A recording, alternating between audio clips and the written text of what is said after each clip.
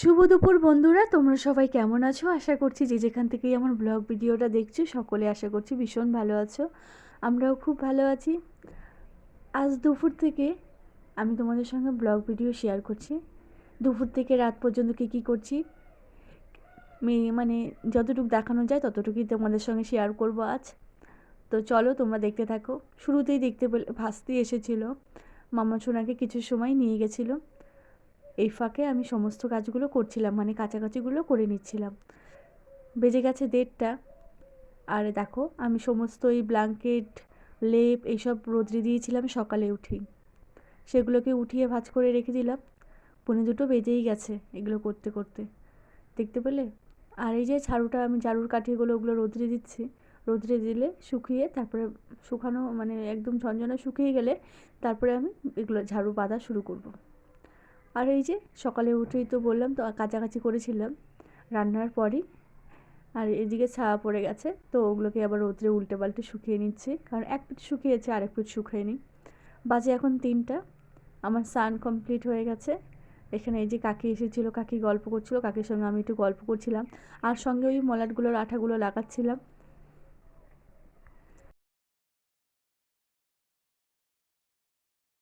জোড়াতালি সংসার, একটা জোড়া না দিতে দিতেই আর একটা খুলে খুলে পড়ছে। এই দেখো ট্রাইপডটা, যেটা দ্বারা আমি ভিডিও করি, একটা পা তো আগেই ভেঙে গেছিলো, যাও আর একটা দুটো ঠিক ছিল, আবার একটা ভেঙে গেল। তো সেটাকেই বারবার আঠা দিয়ে লাগাচ্ছি, আবার খুব পড়ে যাচ্ছে। তো মনে হচ্ছে না ওটা আর থাকবে, ওটা একদম বাতিলই হয়ে গেল। তো যাই হোক, কদিন তো এখন এটা দিয়েই কাজ চালাতে হবে, কারণ এই মুহূর্তে আমি কিনতে পারবো না। যদিও বা দামটা সামান্য হলেও আমার কাছে এই মুহূর্তে দামটা ওই সামান্যটাই, ওটাই অনেক বেশি।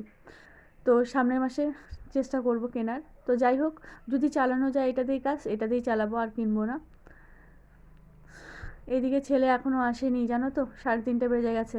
তো ভাবলাম ছেলে আসার আগেই এই যে সমস্ত জামাকাপড় যেগুলো শুকিয়েছে সেগুলোকে বারান্দার এই যে আলনাটায় ভালো করে গুছিয়ে রাখছি, কারণ এগুলো লাগবে। তোমাদের দাদাভাই ওই যে প্যান্টটা পরবে, গেঞ্জিটা এসে পরবে।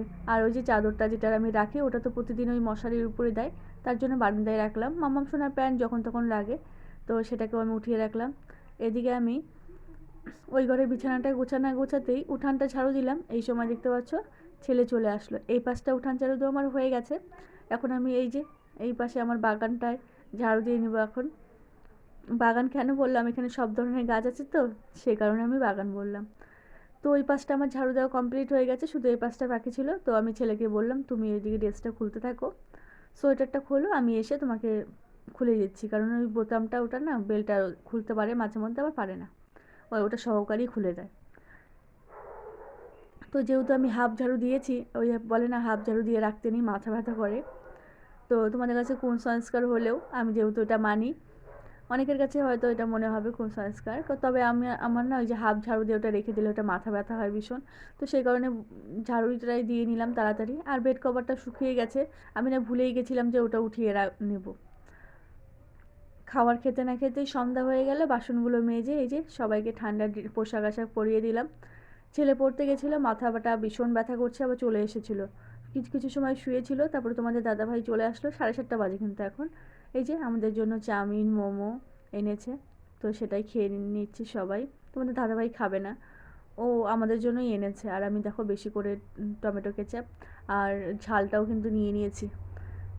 চাউমিনটা খেয়ে আবার রান্নাঘরে চলে আসলাম, রাতে রান্নাটা তো করতে হবে।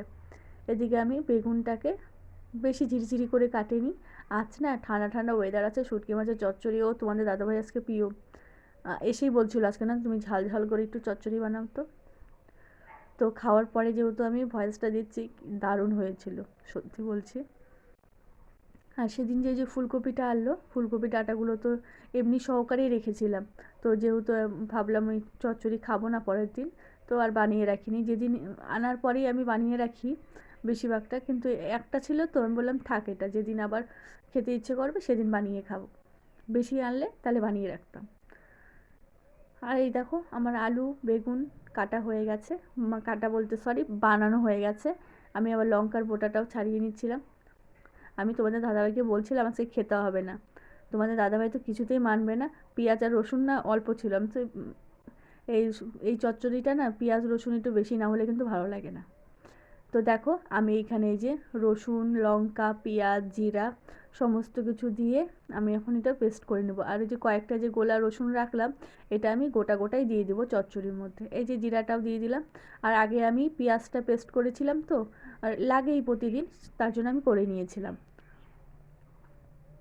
আর এখানে আমি কড়াই বসিয়ে দিয়েছি, কড়াইটা গরম হয়ে গেছে। এবার আমি তেলটা দিয়ে দেবো, সর্ষের তেলই করব। একটু বেশি করে তেল মশলা দিয়ে না রান্না করলে না শুটকি মাছের চচ্চড়িটা কিন্তু ভালো লাগে না খেতে। তেলটা গরম হয়ে গেছে, এই যে কালো জিরা ফোড়নে দিয়ে দিচ্ছি আমি। আর আমি কিভাবে রান্না করছি আজ তোমাদের সঙ্গে সেটাই শেয়ার করছি। এবার কালো জিরাটা হালকা ভাজা ভাজা করে আমি না কুচনো পেঁয়াজকে বানিয়ে রেখেছি, তো সেটাকে আমি এখন দিয়ে দেবো। এই দেখো কুচনো পেঁয়াজটা দিয়ে একটু লালচে লালচে করে নেব। তারপরে আমি ওই যে রসুনের গুঁড়া যেটা আমি রেখেছি দিয়ে দেওয়ার জন্য, সেটাকেও দিয়ে দেবো। পেঁয়াজটা দেখতে পাচ্ছ ভাজা ভাজা, এই দেখো রসুনের কোয়াগুলো আমি এখন দিয়ে দিলাম। এবার এটাকেও একটু ভাজা ভাজা করে একটু লালচে লালচে একটু করে নেব, তাহলে না খেতে ভীষণ ভালো লাগে। আর আর তোমরা যারা শুটকি মাছ খেতে পছন্দ করো কিন্তু গন্ধ বেরোবে দেখে যারা খাও না, তারা এইভাবে একদিন খেয়ে দেখো, গন্ধটা কিন্তু কম হয়, বেরোয়। তো এই দেখো আমি এর মধ্যেই পেঁয়াজ রসুন যে দিয়েছি, এর মধ্যেই আমি মাছটাকে ভাজা ভাজা করে নেব। তাহলে না শুটকি মাছের যে একটা উগ্র গন্ধ থাকে, মানে বের হয় যেটা, সেটা একটু কম বেরোয়। বের তো হবেই, দেখো এমন একটা মাছ, এই মাছের তো গন্ধ একটু বের হবেই। এই দেখো আমি এর মধ্যেই আমি মাছটাকেও ভাজা ভাজা করে নিলাম। মাছটাকে এখন নামিয়ে নিচ্ছি, ভাজা হয়ে গেছে। মশলাটা দেওয়ার আগে আমি জ্বালানাটা খুলে নিলাম। মাম্মাম সোনা ঘুমিয়েছো, আবার তাহলে না উঠে যাবে। দেখো সব আমি যে বাটা মশলা রেডি করে রেখেছিলাম সেটা এখানে দিয়ে দিলাম। আর কোনো আমি কাশ্মীরি লঙ্কার গুঁড়ো কিন্তু ব্যবহার করছি না। আর আমি না এখন ওই লঙ্কার গুঁড়ো, শুকনো লঙ্কা বলো, এগুলো একটু কমই ব্যবহার করি, শুধু মাংসতেই ব্যবহার করি। তাছাড়া কাঁচা লঙ্কা দিয়েই তরকারিটা এখন বানাই, কারণ তোমাদের দাদাভাই শুকনো লঙ্কাটা খেলে একটু সমস্যা হয়, সে কারণে মানে যেটাতে না দিলে না হয় তো সেটাতেই ব্যবহার করি। মশলার গা থেকে তেলটা ছেড়ে দিয়েছে। এ দেখো আমি যে এখন সবজিগুলো বানিয়ে রেখেছি, সব সবজিগুলো দিয়ে মশলা দিয়ে মশলাটা যে আছে ওটা ভালো করে মিক্স করে নেব। তারপরে আমি ঢেকে দেবো একটু, আর গ্যাসটাকে এই সময় একটু কমিয়ে রাখবো।